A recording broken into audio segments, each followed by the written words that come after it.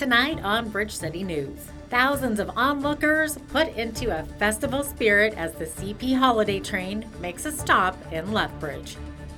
Plus, police make an arrest following a shooting over the weekend on the Blood Reserve. And the death toll rises to 16 following Monday's volcanic eruption on New Zealand's White Island. Your nation, your province, your southern Alberta. From the heart of Lethbridge, it's Bridge City News. Good evening. Thanks for joining us. Police have arrested a Blood Tribe man following a shooting over the weekend at the Blood Reserve. Authorities say a 41-year-old man was shot and airlifted to a Calgary hospital with life-threatening injuries. On Tuesday, the RCMP Major Crimes Unit arrested 29-year-old Kyle Lewis Crowchief, who is facing a charge of attempted murder. The investigation continues. Farming Smarter held its Lethbridge conference and trade show today. The event was aimed at promoting learning and networking opportunities. Speakers included scientists and industry experts about what's on the horizon for agriculture. One of the projects that we'll talk to some of the guys here later is dog training. So they're using dogs for agricultural purposes and they're training them to smell out a disease in canola. And it's soil-borne spores, and it's a disease that's not easily identified unless you pull out the plants. And so if you can't see it, then you can't detect it. So the dogs can actually do that for us. We go into the shelters, and if the client doesn't want a specific breed, just wants the product to be done, then we'll target the shelters, and we're looking for the dogs that have caused the most problems to people in the shelters, that they've been turned in because they've been too high energy, they've been jumping on the couches, they've been crawling under things like that, and we want those dogs. So if we can save a shelter dog and give them a hero's life, because those dogs that are trained like this are of the highest medical care, the best fur care. I mean, they're kept in top athletic condition, and instead of just wasting away in a shelter because they chewed up somebody's shoes. People look at a dog performing and think it's very simple, but it actually takes a lot of time, a lot of effort, and the more different environments that you're able to train a dog and get the dog to perform, the more confident that it's going to be in time. The event also included a silent auction and youth speakers. For more information on other Farming Smarter events, please visit farmingsmarter.com. Want to have your say on the potential future of Alberta? Head to Exhibition Park tonight from 7 till 9 p.m. at Heritage Hall Pavilion. Members of the Fair Deal panel will be there to ask how to best define and secure a fair deal for the province and how to advance vital economic interests. Feedback will help to form the panel's recommendations to the Government of Alberta. It came, it went, and it won't be back again for 2 more years. The CP holiday train rolled into Lethbridge last night at 7 p.m. and stopped behind the north side Save On Foods parking lot just long enough for country stars Terry Clark and Dallas Smith to give an onboard performance to a crowd of thousands waiting in the freezing cold. I'm here for Terry Clark. It's a zoo here. Should have been a little more organization, but hey, it's Christmas. You know, it's allowed. Stranger things do happen, you know, so what can you say?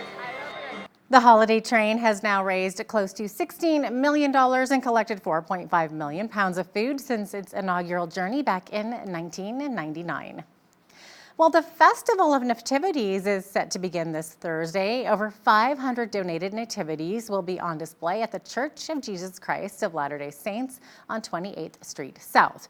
The community is invited free of charge for an interactive experience. This year's theme is Back to Bethlehem. The variety is stunning, and people just have to come and see to appreciate. From Africa to China to Mongolia, it's amazing. The first year began just in this auditorium, and it was filled, and it was the theme of Back to Bethlehem, which is the theme we have continued with throughout the last 4 years. The festival has expanded to include almost every room in the building. Yesterday we had close to 40 people. Today there aren't quite so many because most of the heavy lifting is done. And so now it's more detail, and we need the designers to help a lot with that. This is a very busy time of year, obviously, for everyone, but they're here. And we just want it to be successful, and we want the community to come and enjoy it with us. Our invitation to the community is to come unto Christ, and that's why we want to do it.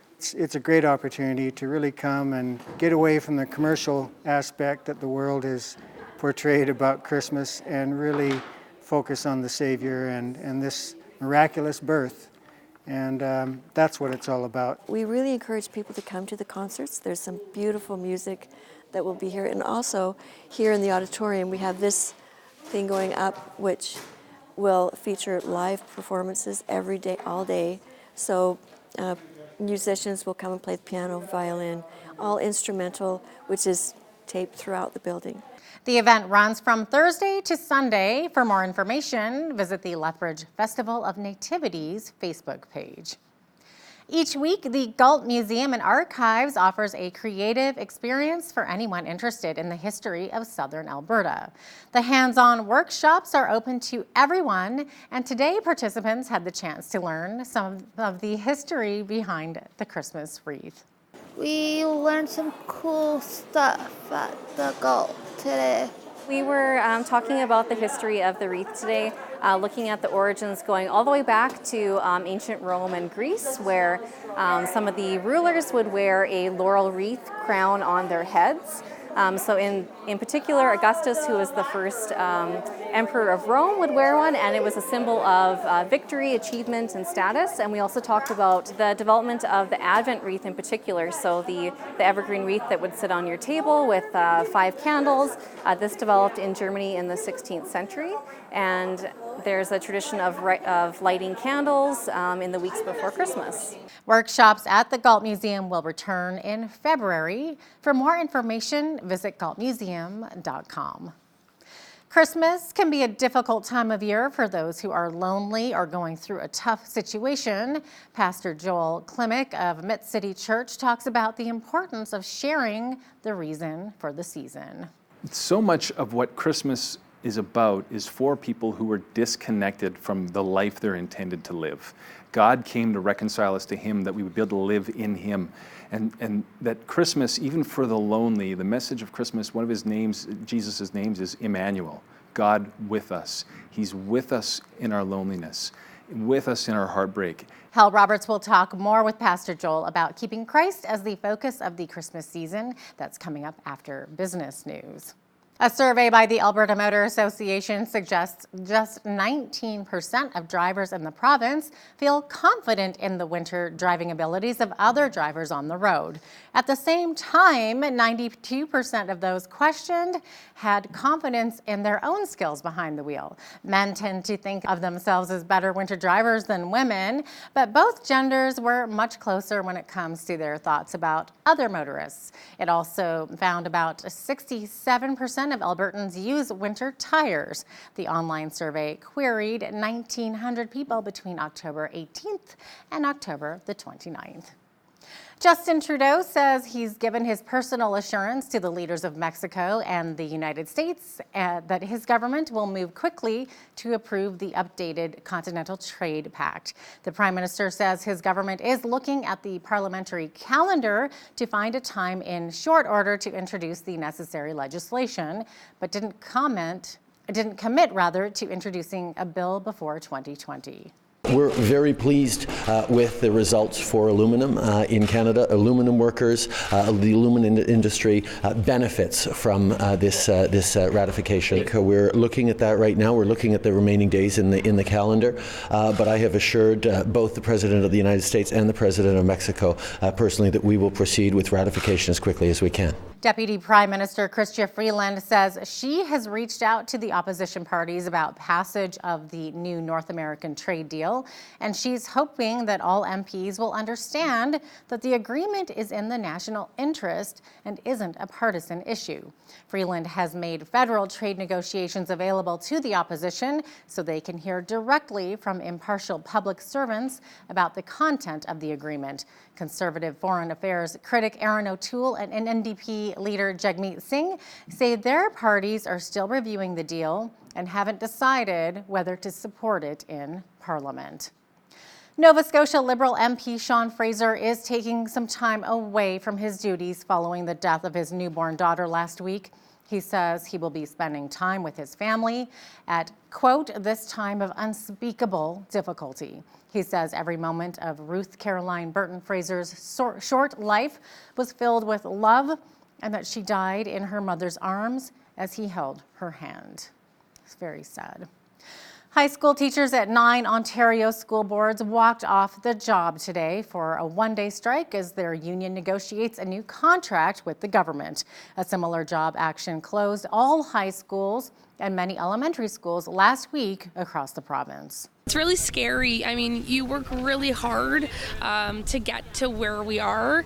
And so entering into a career where all this job action is happening is really intimidating and almost insecure. And it's kind of unfortunate because you go into this profession, and I'm still in this profession because I love my job and I don't want to give up on it despite what's going on. But it is very scary as like a new teacher. We know that this government wants to privatize, and privatize means that the money that should go into classrooms goes into someone else's pocket. It goes into the private companies so that their families can go to bigger private schools. We want all the money that goes to public education to go to students, not to other people's pockets.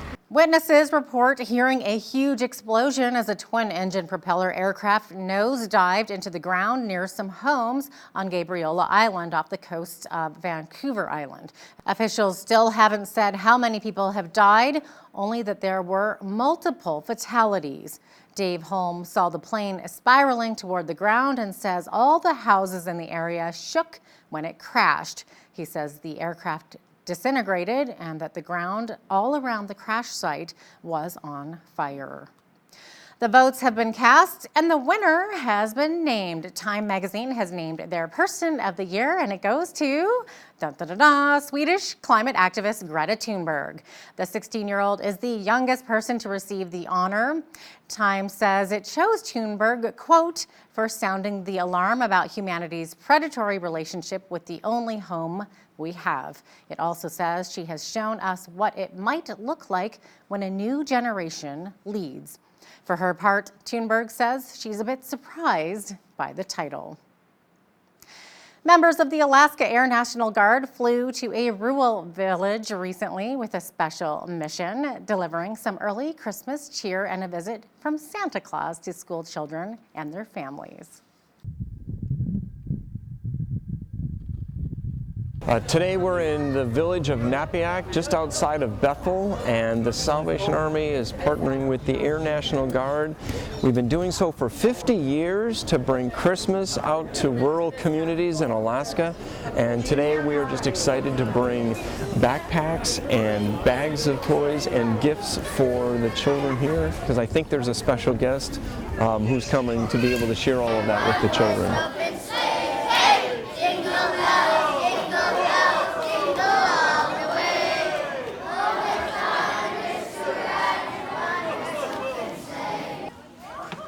Well, I'm on the ice cream part of it, so I want to get out the ice cream with the folks, but I really want to get around and meet the people here. This is my first time to this village, and I think for a lot of folks, this is their first time here as well.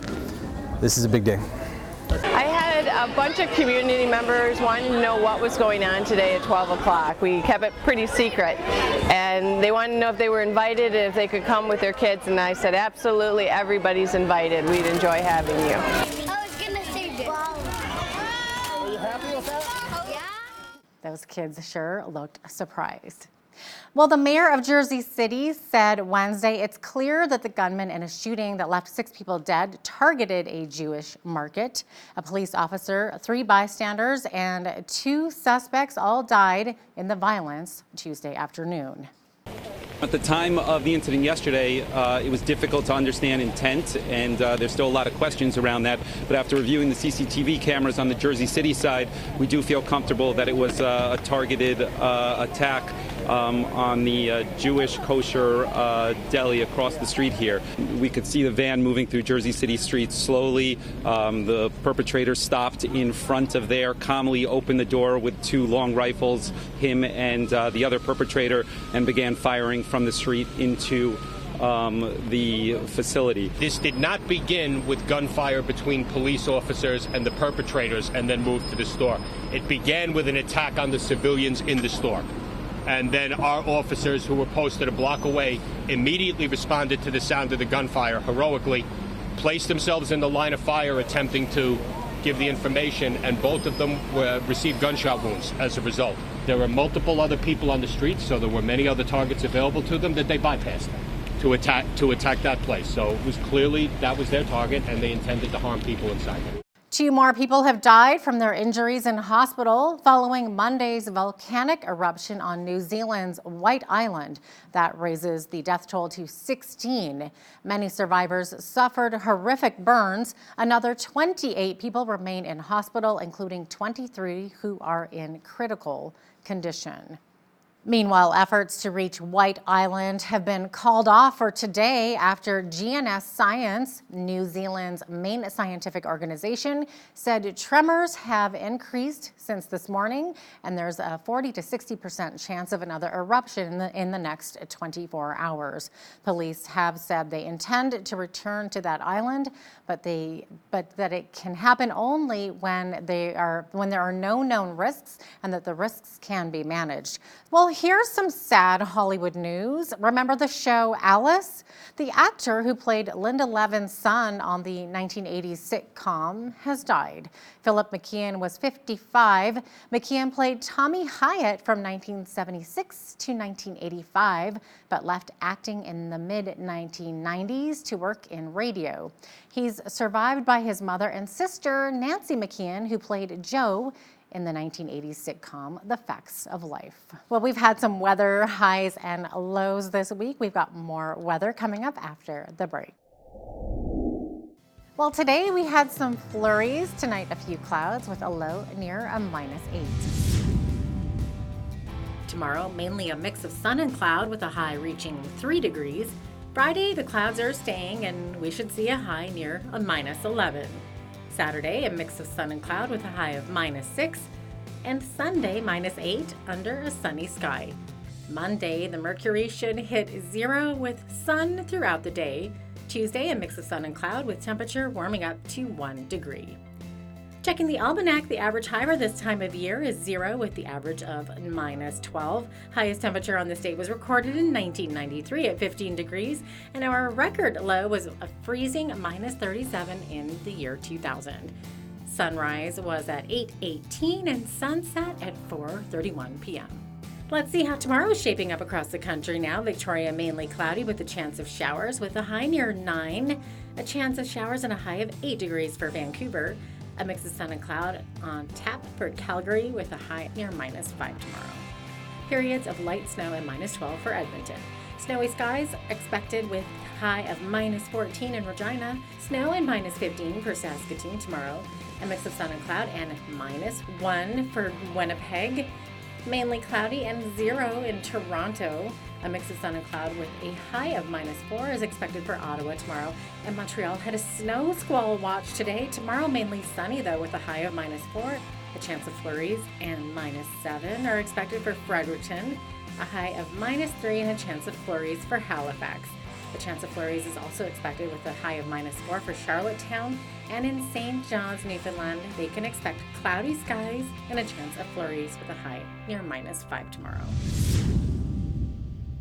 National job numbers came in and were lower than expected. One of our political reporters, Brian Lilly, says economists were expecting gains instead. A loss of 71,000 jobs, and still trying to sort out why that happened, because the consensus of economists surveyed by Reuters was for a gain of 10,000, which isn't a big gain, but a drop of 71,000 is the biggest drop in several years. You compare that to the Americans, who added almost 250,000 jobs in the same time period. We both released our numbers last Friday, and it's a stark contrast. We'll hear more from Mr. Lilly coming up after the business news.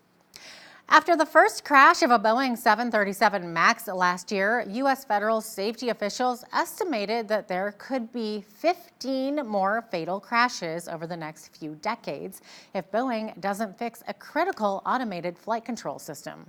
But the Federal Aviation Administration did not ground the plane until a second deadly crash 5 months later.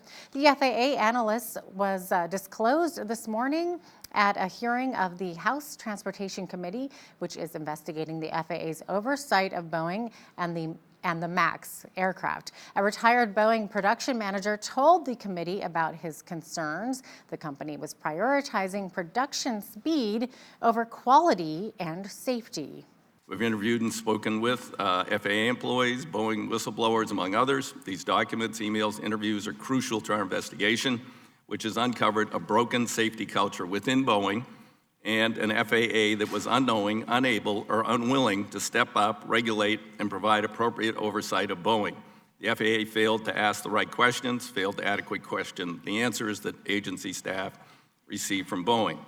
Our investigation has revealed that many of FAA's own technical experts and safety inspectors believe FAA's management often sides with Boeing rather than standing up for the safety of the public. An Angus Reid poll finds 69% of Canadians surveyed are against Ottawa letting Chinese tech giant Huawei be a supplier for the country's fifth-generation wireless networks. 66% of respondents have a negative view of China, up from 51% in a survey done last year. Canada is under pressure from the U.S. to bar Huawei as a threat to national security because of the Chinese government's influence. An analyst says the financial crisis of 2008 is to blame for the rising price of Christmas trees in both Canada and the U.S. Paul Quinn of RBC Dominion Securities says the Great Recession put thousands of American Christmas trees farmers out of business. He says that led to far fewer seedlings being planted, and the lack of supply is really starting to bite because the trees take 10 years to mature. Quinn says Canada has seen a marked increase in the price of trees due to the supply shortage, and which is expected to last at least a couple more years. Now here's a look at today's markets. The TSX was down 11 points on the day to 16,939. The Dow was up almost 30 points to 27,911. The S&P 500 was up 9 points to 3,141. The Nasdaq was up almost 38 points to 8,654. Oil was down 39 cents to 58.85 per barrel. Natural gas was down 2 cents to 2.25. Gold was down 4 cents to $1,474.83 per ounce. Silver was even on the day to 16.86 an ounce. Wheat is at $227 per metric ton. Barley is at $230 per metric ton. Canola is at $459 per metric ton. Corn is at $276 per metric ton. Live cattle were up 30 cents to $120.65. Feeder cattle were up $1.13 to $142.98. Lead hogs were up 23 cents to $60.90. The Canadian dollar was down on the day to 0.7591 US. Recapping one of our top stories this hour, the death toll has risen to 16 following Monday's volcanic eruption on New Zealand's White Island. Another 28 people remain in hospital, including 23 who are in critical condition. Search efforts were called off today on the popular tourist spot because of increasing tremors and a chance of another eruption in the next 24 hours. Coming up, Hal Roberts speaks with our political analyst Brian Lilly about the new NAFTA, which was officially signed in Mexico City. But first, here's a look at what's happening in and around your community. Here's your Bridge City News community calendar. A Christmas craft sale is taking place on Saturday, December 14th from 9 a.m. to 1 p.m. at the Interfaith Food Bank, 1103 3rd Avenue North. Find handmade wares from local artisans and items created by helpful hobbies and food recovery volunteers. Admission is free. Donations of food or funds for the Interfaith Food Bank will also be gratefully accepted. For more information, call 403-320-8779. Come to the Shakespeare Meets Dickens Christmas celebration with a Tudor Victorian flair. This event is taking place on Friday, December 20th at 7 p.m. in the ATB Community Room at CASA. Enjoy a performance of Dickens' A Christmas Carol, followed by scenes and songs from Shakespeare. Plus, join in the merriment and sing along to your favorite Christmas carols. Traditional treats including mince pies, gingerbread, eggnog, and mulled wine will be served. Tickets are $20 and can be purchased at CASA. For more information, call Kate at 403-329-4568. The YWCA Lethbridge and District's annual Stockings of Hope campaign is underway until Monday, December 16th. Residents and businesses can stop by the YWCA to adopt the stocking and fulfill a Christmas wish by purchasing some or all of the gifts on the list. Then return the gifts unwrapped to the YWCA by December 16th. For more information about this worthy cause, call 403-329-0088. And that's your Bridge City News Community Calendar. The USMCA, or the new NAFTA Free Trade Agreement, was officially signed in Mexico City. To talk more about it, it's one of our political reporters, Brian Lilly, joining me once again from Toronto. Brian, what does this signing mean for Canada? If I were to sum it up in one word, I would say certainty, because since Donald Trump's election, there's been uncertainty. Since the election of Obrador, the Mexican president, he's not a big fan of trade deals. He's a left-wing populist. Trump is a right-wing populist. They both dislike the deal, but they both agreed to sign onto it for the sake of their countries. And for Canada, this deal means certainty, something we've been in short supply of. Now, for, let's say, Alberta's biggest industry, the oil and gas sector, that doesn't help a whole lot. But for the manufacturing sector across the country, we mostly think of manufacturing as being Ontario and Quebec. And yes, there's an awful lot of it centered there, but it's about a little more than 8% of Alberta's economy. It's important straight across the country because we manufacture goods here, we ship them to the United States, they're our number one customer, and we want to make sure that we have access to that market. That's what signing this deal means. I'll tell you what, it was signed on Tuesday around noon Eastern time. I was at the gym Tuesday morning, and I started to see tweets. People going on media outlets in the United States saying Nancy Pelosi, the House Speaker, was going to pull support for the NAFTA deal to try and use it as a wedge issue, to try and use it against President Donald Trump in the impeachment proceedings. Thankfully, that didn't happen. Both Republicans and Democrats have come to accept this deal. There was an awful lot in it that the Democrats should like, so they've backed it. It's got almost universal support in Canada. Yes, I'm one of the people that thinks we could have gotten a better deal, but this is better than no deal. Let's put it that way. Brian, it's a Christmas miracle. Let's just leave it at that. Alberta Premier Jason Kenney was in Ottawa with several of his ministers. Bottom line, Brian, is that Kenney wants more money that would impact our bottom line, an equalization rebate, so to speak. Yeah, Jason Kenney, the premier, came to Ontario. He went to Ottawa. He was here a week ago. I feel like I just saw him. He was with the other premiers calling for a bump in the fiscal stabilization program for Alberta and Saskatchewan, as well as Newfoundland and Labrador. Well, this past few days, he's been in Ottawa, along with 8 senior ministers, plying their case, trying to put it to the Trudeau Liberals that, look, we've got a problem. You've had the Ag Minister meeting with his counterpart. You've had the Energy Minister meeting with her counterpart. Finance Minister meeting with their counterpart.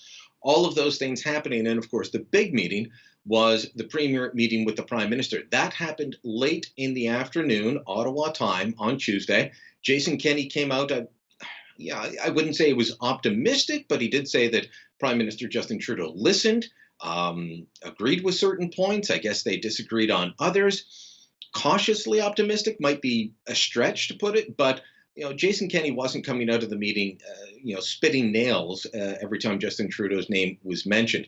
They're looking for about an extra $2.4 billion, I think it is. I don't think they're going to get that full amount. But he's got to make the case for it if he hopes to get anything. So look for a bit of money to come out of the fiscal stabilization program for Alberta, and look for something of what they're now calling an equalization rebate. They won't completely change the program, but they'll say, hey, we understand you're going through some tough times. Here's a bit of cash.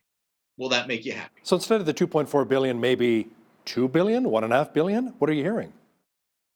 At this point, we don't know. It's too early to tell. We will perhaps get a bit more information when we get a fiscal update, when we see the budget.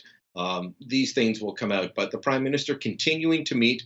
I would say that Premier Kenney's meeting went better than Premier Moe's meeting from Saskatchewan, who came out saying he was completely unhappy, but not as well as Ontario Premier Doug Ford's meeting, who came out saying, look, we're going to work together and the election's behind us. So Premier Kenney somewhere in the middle of those two. The jobs numbers came in, Brian, and they were lower than expected. In fact, they were some of the biggest job losses in quite some time. Do we know why? A loss of 71,000 jobs, and still trying to sort out why that happened, because the consensus of economists surveyed by Reuters was for a gain of 10,000, which isn't a big gain, but a drop of 71,000 is the biggest drop in several years. You compare that to the Americans, who added almost 250,000 jobs in the same time period. We both released our numbers last Friday, and it's a stark contrast. So this isn't good. Numbers were up in Ontario, they were down in Alberta, but a mishmash across the country. And this has an awful lot of people saying, look, Justin Trudeau's economic policies aren't working. Again, we'll see what they come up with in the fiscal update. We're expecting that shortly from the federal government, and see if they are able to shed a bit more light on what they're going to do to try and turn this around. Are we headed in the wrong direction? I'll tell you, there are some indicators that we could be. NDP leader Jagmeet Singh was looking for details in the recent throne speech about the Liberals' pledge of a dental care plan and whether the government will actually go ahead with it. Yeah, and all they said was that it was a possibility. I was very disappointed in the throne speech, Hal. I'll tell you that. This is a government that has the lowest percentage of the popular vote of any government ever elected in Canadian history. They lost the popular vote. They were shut out of regions of this country. They've got limited support in other regions, and you would expect them to, maybe in a minority parliament, say, okay, let's reach across the aisle and bring in ideas from other parties. Instead, they paid lip service to them. They didn't commit to them. They mentioned the NDP's dental care program. They mentioned the idea of the Conservative proposal to make parental leave tax-free, but no commitment on either side. And the rest of the throne speech was very much a, lean into it, go forward with the Liberal plan, including things like a ban on many very popular semi-automatic rifles that are used in hunting and sport shooting, all kinds of issues like that. So it was a bit of a strange one. If I were Jagmeet Singh, I wouldn't be holding out hope for that. If I were Justin Trudeau and I wanted an easy win on an issue like pharmacare, I would offer the premiers a bit of money to help boost the programs that already exist. As you and I talked last week, Alberta has a very good program. Manitoba has a good program. Quebec's is excellent. Ontario's is so-so. Give the premiers a bit of money and say, let me help you bolster your program so that everyone's covered, and go from there. We don't need to recreate a big national program on pharmacare, and we don't need the government deciding when I can and can't see my dentist. It has been over a year now since the two Canadian Michaels, Spavor and Kovrig, were arrested and illegally held in China. Brian, there's news that the two men may face national security trials in China, and you say hope for their release is fading? In my view, it's fading, and everyone has their own opinion on this, but there were three things that happened last week that made me say, I don't have a lot of hope. One was the hot mic incident where Justin Trudeau was caught essentially laughing at U.S. President Donald Trump behind his back, along with French President Emmanuel Macron, Boris Johnson, the UK Prime Minister, at a NATO summit. Now, how does this affect the two Michaels being held in China? China's not part of NATO. It has nothing to do with that. Well, yes and no. One of our best hopes was for the Trudeau government to say to Donald Trump, look, we're in this mess, and 2 Canadians are being held unlawfully because of this simple reason. We honored our commitment to you. We need you to lean on China to release these 2 men, or who knows what will happen to Meng Wanzhou. That didn't happen, and now it can't happen because the Trump administration is extremely upset with Justin Trudeau. They were making fun of the jobs numbers that we were talking about a moment ago, mocking Justin Trudeau on Twitter about that. The clip of Trudeau making this has been turned into an attack ad by Joe Biden. It was spoofed on Saturday Night Live. So there's no hope of the Trump administration helping us on this. The other thing that came about was a speech in Montreal by China's new ambassador to Canada that included comments from that ambassador that made me say there is no hope of movement from China. And then thirdly, comments coming out of Huawei Canada that made me say the company itself is not going to pressure for their release. They see the detention of Meng Wanzhou, their chief financial officer, as a political act, but they don't see the same for the 2 Michaels. Our privacy watchdog says Stats Canada collecting our bank data was legal, but wrong, Brian. Tell me more about that. Well, what they said was that Stats Canada had the legal authority to do this, but that they should have done it in a different way. I actually don't think they should have the legal authority to do it. I don't think that that's a proper reading of the law, and if it is, I think the law should be changed. If you remember back to the controversy, Stats Canada decided that they were going to go to your bank and mine, and they were going to ask for, I believe it was 500,000 Canadians' financial data at a time. And so over the course of a couple of years, we'd be talking about millions of Canadians. And what they wanted was every single detail. Your name, your address, your phone number, your social insurance number, and then every single credit and debit to your account. All right, Hal, where are you spending your money? Oh, you're spending an awful lot of money at that store there. What is that saying about Hal? Stats Canada would say, well, we're just connecting it or collecting it in an anonymized fashion. We won't know where Hal spent his money, but the fact is it could have been compromised. People could have looked at that. And the privacy watchdog is saying there are problems with both how Stats Canada went about doing this and what they planned on doing it. So a number of calls to change and a call to halt this program until these changes are implemented. I just think the whole program should be halted, period. You don't need to know every single transaction that I make with my bank in order to plan social programs, which is what the government said they needed the information for. Last Friday marked the 30th anniversary of the École Polytechnique massacre in Montreal, Brian. The Liberals used the occasion to start pushing some more gun control, and you say this could be a wrong path that the Liberals are going down.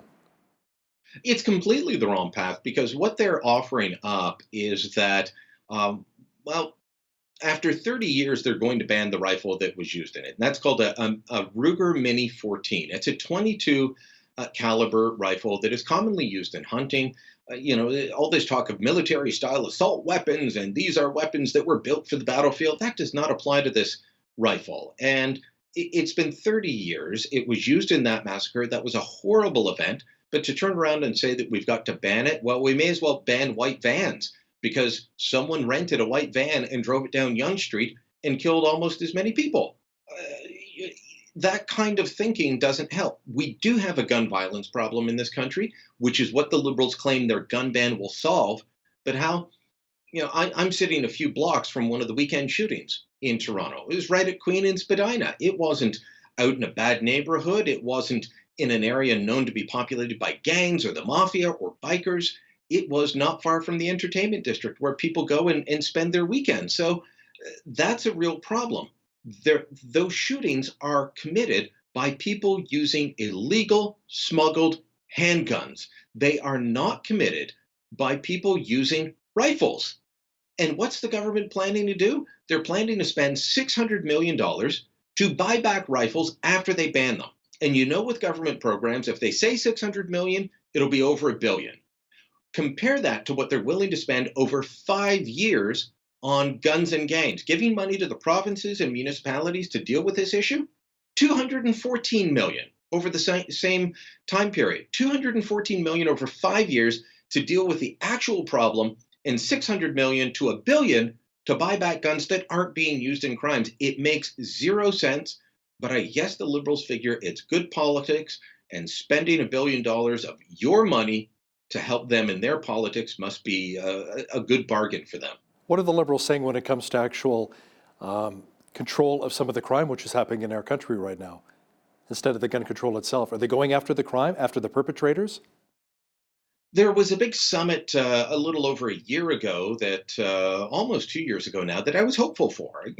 Ralph Goodale, who was then still an elected Liberal MP and public safety minister, at that point said, "Well, we're not going after guns. We're not doing that, and we're trying to look at for this." And that's where this $214 million came from. There was also money to give to the Canada Border Service Agency and to the RCMP, as well as some other programs, and in total about $300 million. Across the whole country and across a variety of issues to try and deal with the guns and the gangs and the actual problem. But again, that's over 5 years. The money hasn't flowed. I can tell you that I was at an announcement here in Ontario months and months ago where they announced $54 million from the federal government. The province will get it in 2020. They don't have it yet. The problem's happening now. They're promising money next year and for years after. So I don't get it. They're completely focused on the wrong target. Yeah, they absolutely need the money right now to go after the gangs and the crime. Absolutely. One of our regular contributors, Brian Lilly, joining me once again via Skype from Toronto. Thanks so much, Brian. Thank you, Hal.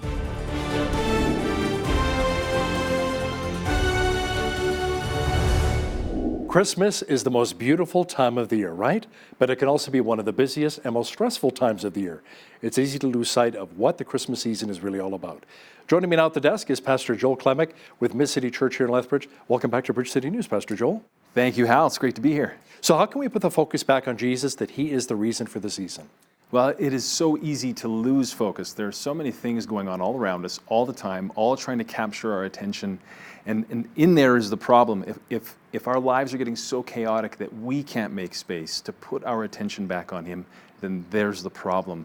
I think we have to build some intentional time into the schedule, book it in, calendar it, that there is time where we're going to focus on exactly what Christmas is about, get ourselves centered in, and focus in on that before we move outwards into all the activity. You have to put it on the calendar, morning, evening, whenever it happens. It just needs to be there, some time to get centered. Is that also an open door opportunity for us to maybe plant seeds with others in our community to share Christ and his love? I think so. I think people, their sensitivity to the message of Christ is heightened this time of year. It's like the veil between heaven and earth gets even thinner still. And so people are curious, they want to know, and we have to be ready to talk to them about that. And if we're not centered, if we're not focused in, we'll lose the moment, we'll lose the opportunities, absolutely. How about those people who feel very depressed and lonely around the holidays? How can we really help comfort them by sharing the Christmas story? So much of what Christmas is about is for people who are disconnected from the life they're intended to live. God came to reconcile us to him, that we would be able to live in him. And that Christmas, even for the lonely, the message of Christmas, one of his names, Jesus' names, is Emmanuel, God with us. He's with us in our loneliness, with us in our heartbreak. And so some of it is taking a risk, reaching out, exposing yourself potentially to some rejection, potentially to worse loneliness still. But whether it's reaching out to a pastor, reaching out to someone in the church, someone in your neighborhood, we would do anything to help anybody that we got a message from at Christmas that just needs some help connecting, just needs some help overcoming loneliness. How about the commercialization of Christmas? Have we gone too far in Western society? Is it time to rein it back, pull it back a little? This feels like a new problem with all the media and, of course, social media, but it's actually an old problem. There's an English historian named Ronald Hutton who writes about this, and this came up in the Victorian era. This problem is 200 years old. Wow. And that people are feeling the challenge of devoting extra resources to gifts and meals. And so the commercialization is actually intended to help us get reconnected and refocused. And so when it does the opposite, when it directs us away from the focus of Christmas, that's the problem. That's where it becomes too much. But if we look at every message of Christmas as how much Christ has permeated culture, that there is a willingness and an openness still to use the name Christ, then we can overcome the challenges that commercialization has. How about foregoing gifts and maybe donating to various charities, helping out nonprofits around the Christmas holiday season?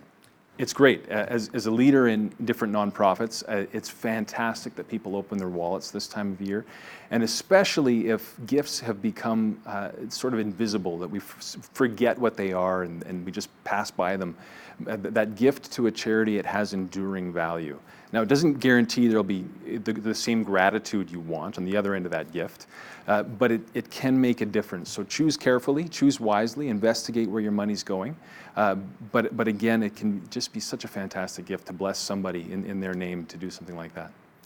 I've had a bit of an issue over the years when people say to me, "Happy holidays, Hal." They know I'm a believer. Or "Season's greetings, Hal." That doesn't mean anything to me. Say Merry Christmas. Let's talk about the season that it is. How do you feel about it as a fellow believer? Yeah. It's taking the Christ out of Christmas, it doesn't overcome the fact that the calendar itself is set by his birth. We're in the year 2019, coming up in 2020, because his birth divided history. And so I think it's important to even for us to stay faithful to what Christmas is to us and keeping the name in it, but also not trying to force that everybody should do what we want them to do. We get to celebrate, we get to worship, we get to praise God for all he's done and is doing. In culture, whether they try to take the Christ out or not of Christmas, it's still our moment to celebrate. Well, with my Jewish friends, I say Happy Hanukkah, right? Yeah. Or you'll also say Happy Kwanzaa. To other, and that's a great demonstration of respect for people of another faith, and so I think we can ask that people would respect us that way, but certainly can't demand it or expect it. I think that we do better when there's a bit of pressure against us, a bit of persecution against us. We have to let it bring the best out of us, not our angry reactions, not our anger. Because it's all about love, right? Christmas is absolutely about love. That's the whole purpose. That's what we're here for, is to remember that moment when God so loved the world that he gave us his only son, the best Christmas gift ever. And every Christmas gift now just carries an echo of that gift that day. You talked about, Pastor Joel, taking Christ out of Christmas. And I've seen Merry Xmas a lot of times. People want to shorten it. Are people actually taking Christ out of Christmas in that capacity, or does the X represent the cross? It could represent the cross. It also, in ancient Greek, the X was the first letter in the word Christ, so it was an appropriate way to make things shorter, especially on a lit sign or something. If we let all of those things remind us of what Jesus has done for us in Christmas, in coming to earth in the flesh, then they can always point us back to him. They don't have to point us away from him or worry that the world is going to lose track of who Jesus is and what Christmas is about. When you ask somebody who may not be a believer, when they think about Christmas, what do they think about most? They'll say their family, their friends, food, the Christmas presents, everything but Jesus, the reason for the season. So how do you respond? How do you speak to somebody like that? I understand it because the traditions in our culture have pushed us that way, and predominantly a culture formed by Christianity has led to so much emphasis on what happens in our homes that we forget to reach beyond at times. And so I think it's important to start there, that Christmas really was about God expanding his family in Christ, reconciling all of humanity to himself, the family of God, that we would all be his children. That we can start there and talk about how ultimately Christmas also pushes us beyond the walls of our home or beyond our nuclear family into the world.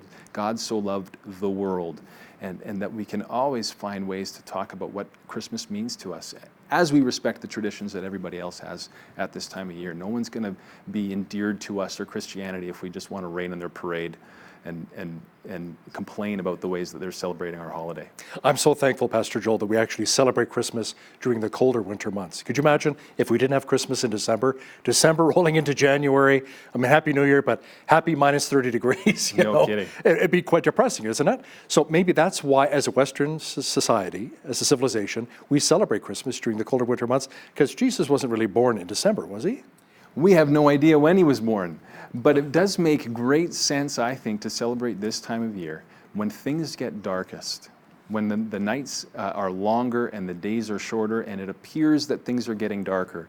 The truth is, this is the moment when we recognize the greatest light ever has come into the world, and he will lead us into relationship with God.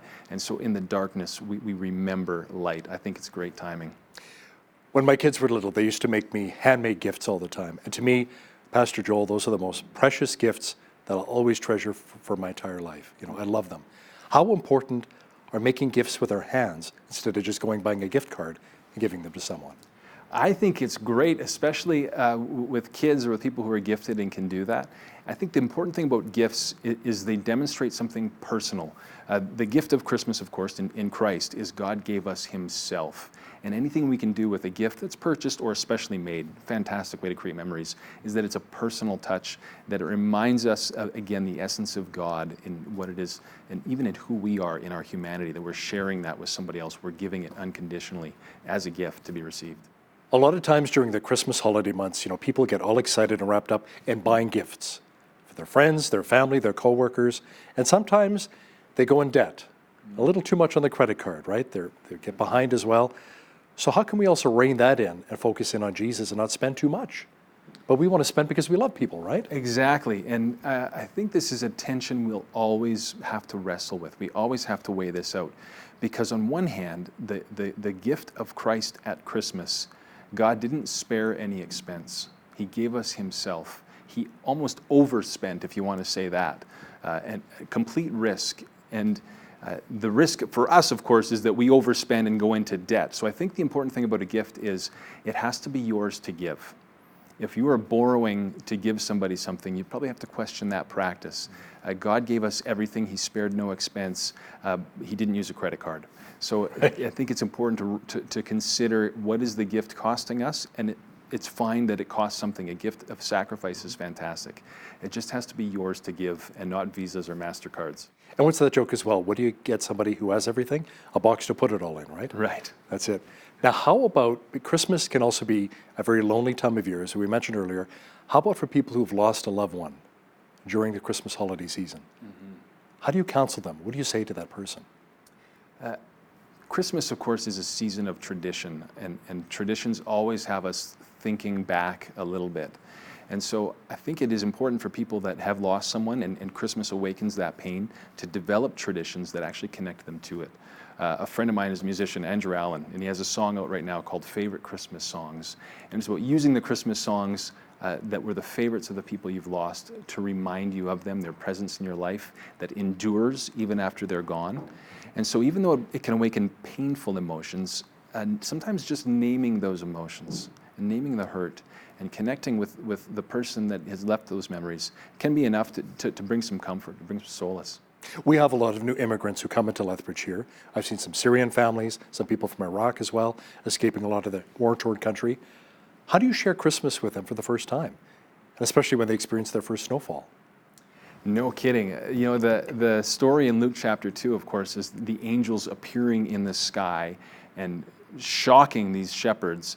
Who knows when they may be asleep? It was late, it's dark, and the angels light up the whole sky. And so it's the passage talks about how shocked they were, their amazement and their joy. And I think if we can use any ways to give this same emotional experience to new immigrants, new families, that Christmas should be a shock to our senses. We've become so familiar with it. It's lost some of its impact and power.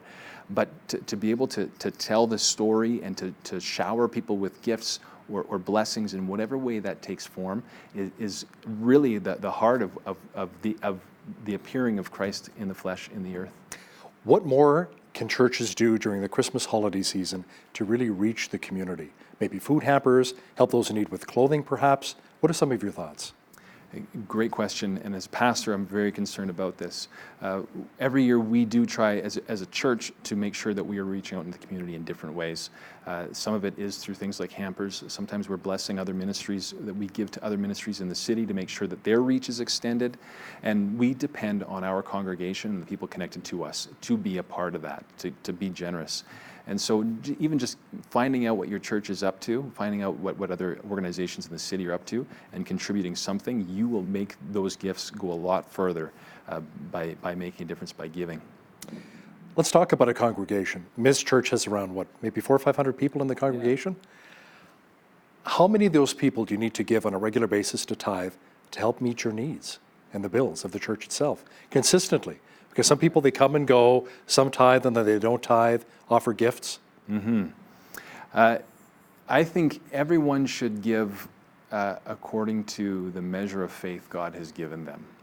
And so putting a number on that is really difficult. Not everybody can give equal gifts, but everybody can give with equal sacrifice. And I think that everybody should check their conscience on that. And that the more we are all giving, the more work the church can do. And of course, the one thing about a gift is it's given without conditions. A real gift has no conditions attached to it. So releasing that gift and trusting that God will do what God wants to do with it. You don't expect a repayment with that gift, right? Exactly. Yeah, once you let it go, it's gone. And you just have to have faith that God will use it. How about missions trips? Do a lot of churches still support a lot of missions around the world? Absolutely. We still we have a sister organization, Bridges of Hope, that is working in a couple dozen different countries, and so we still do regular trips all over.